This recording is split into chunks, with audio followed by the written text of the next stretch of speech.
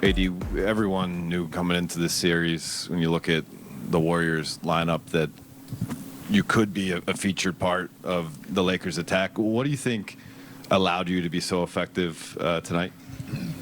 The guys gave me the ball, and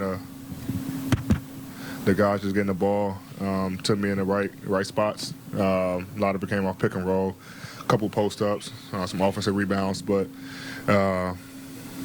just being aggressive when I do catch, looking to score or looking to play make to other guys. But it was the guards, finding me early, which allowed them, to play free later on in the game.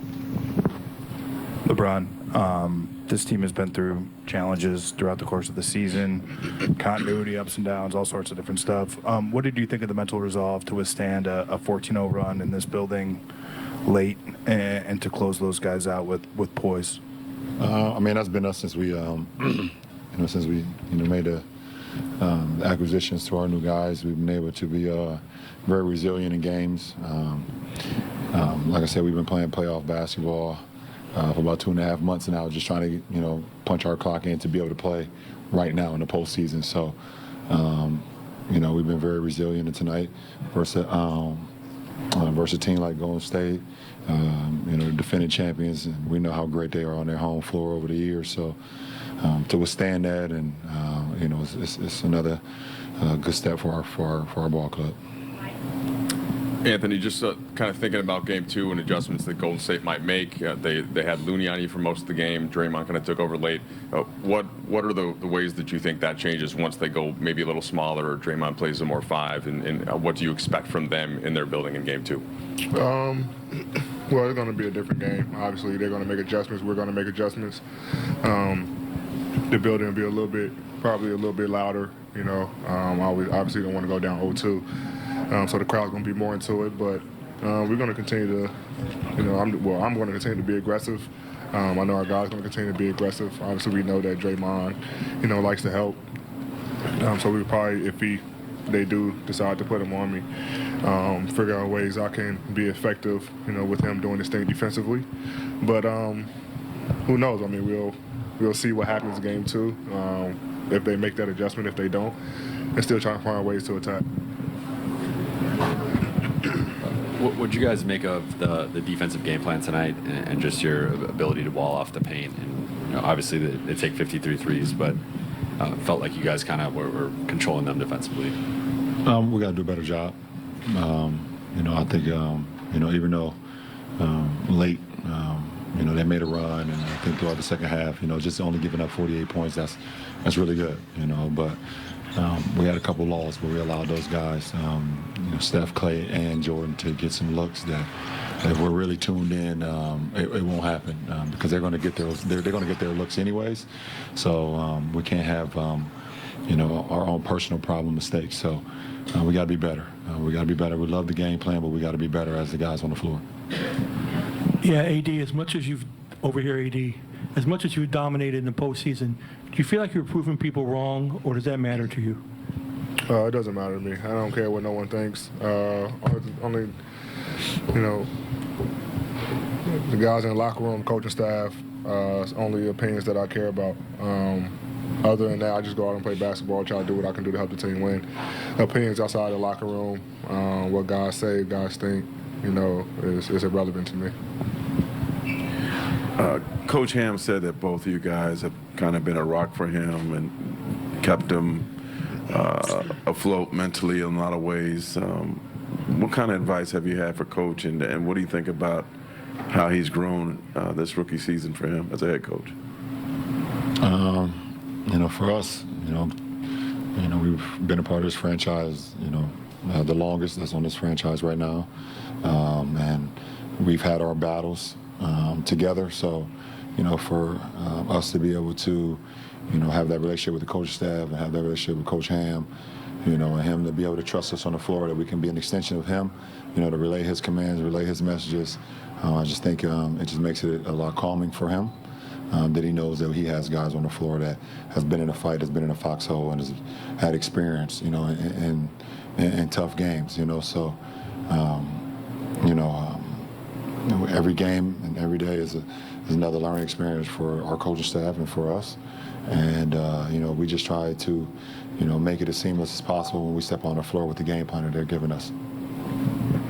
LeBron, I'm sure you guys knew they were probably going to make some shots and make a run towards the end. When you guys were not able to score and they did catch you, was that a lack of execution on your part, or did you guys just simply miss some shots? No, it was never a lack of execution with us.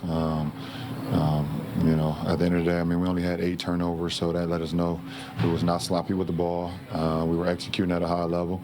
We just missed some shots. I can think about 4 or 5 shots. AR had a shot from the left wing, missed it.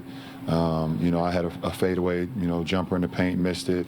I was able to hit AD on the cut, one of his patent jump hooks. He missed it, got the offensive rebound, missed it again, and then they lost it around their sideline, gave us another extra possession. D'Lo had a wide open 3 opposite of their bench. Sometimes just to make or miss league. We executed to perfection, we just didn't make. Last 2. LeBron, I know both of you guys aren't too statistically inclined at this time of the year. It's just about getting the W. But you had the 2020 last round. AD is 30-20 tonight, and he joins Shaq, Elgin, Kareem, and Wilt, in franchise players who have done that, wearing the purple and gold. What is that? How does that encapsulate, like him joining a list like that? What he's doing for your guys' team right now? The Lakers franchise over the years, over the course of their existence, has always had dominant big men and dominant guys that have been a force at the rim, and that's why their jerseys are in the rafters. And AD will be up there when he's done playing, and the number 3 will be up in the rafters, and he continues to show why he's one of the best players that we have in this league, and and for us, it's just a treat for us to be able to have such a dynamic player that can, not only go out and get you 30 and 20, but also command the paint defensively, can switch out the guards, and also give you 5 assists as well.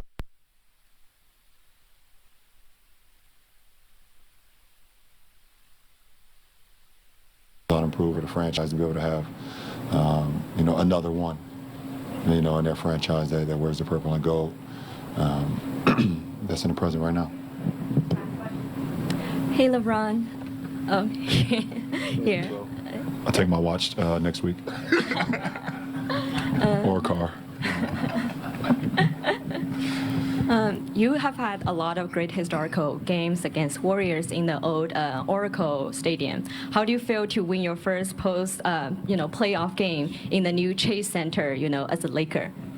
Well, it's always great to win in the postseason, no matter where you are, no matter who you're playing, because it's very difficult to win in the postseason. So, like I said, like you said, I got a lot of history in Oracle, and a lot of battles in that, in that arena over the years. So it's definitely a different feeling walking in here into a postseason game, being in the Chase Arena now, like you said. But that Warriors and that GS and that those colors that hasn't changed, and so my focus and my respect for them hasn't changed as well. And it's just an honor to be able to play this game at a high level, play with other great players, and then also look on the other side and see other great players, and you be a part of something that's historic, something that will last a lot longer than we are today. So it's pretty cool.